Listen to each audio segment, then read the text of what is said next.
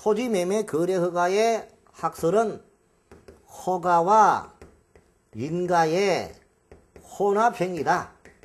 이렇게 보는 것이 학설의 태도입니다. 반면에 판례는 중심적인 성질이 보충해서 인가이기 때문에 판례는 인가로 보고 있다. 이렇게 보게 되는 거죠. 자, 그러면 이제 토지거래 허가제 인가라는 것은 우리가 보충행위라고 합니다. 그러니까 제3자가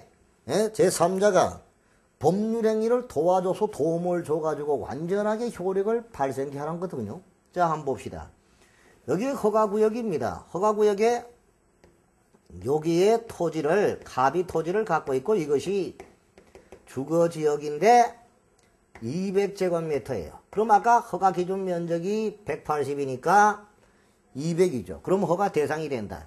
그럼 요거를 을과 매매 계약을 체결하고자 하는 겁니다. 자, 이때 법률행위를 하고자 한다.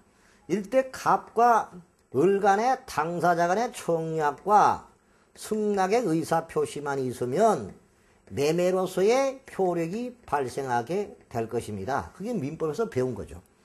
그렇지만 이것이 토지거래 허가구역이다.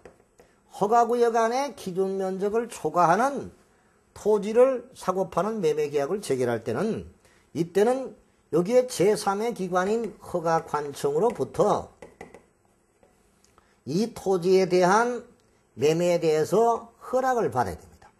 그럼 이때 허가관청이 허가를 해줘야만 갑을 간의 법률행위의 매매는 비로소 유효하게 되죠.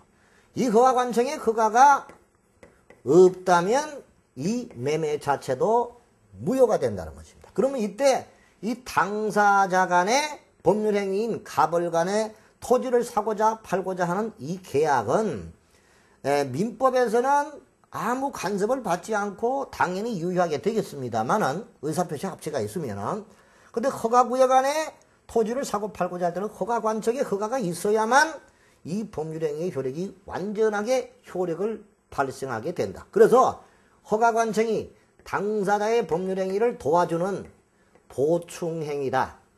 그래서 이것이 토지매매 거래허가를 보충행위라고 하고 이때 그 토지매매 거래허가는 보충행위인 인가의 성질이니까 이것은 유효 요건이다. 왜? 이 허가를 받지 않고 갑을끼리의 당사자끼리의 매매계약의 효력은 허가 안 받았으니까 무효가 되니까 이때 이 허가는 효력 발생 요건인 유효 요건이다 이 말이죠. 그래서 토지매매 거래허가의 성질은 보충행위고 자 인가이고 유효 요건이다. 적법 요건이라 하면 틀립니다. 반면에 학사들은 이 허가는 금지의 해제고 인가는 보충행위다. 그럼 여기는 금지의 해제행위고 또 여기는 보충행위로서 성질을 함께 갖고 있다는 거죠. 왜냐하면은 우리 국계법에 토지매매 거래 허가를 안 받았으면 효력 요건이니까 이때 허가 안 받았으면 무효가 돼. 또 무효뿐만이 아니라 또 처벌도 인정한다. 처벌을 인정하는 것은 허가의 성질이고 효력을 발생하지 않게 하는 것은 인가의 성질이니까 자 학자들은 인가와 허가의 혼합행위로 보는 것이 맞죠.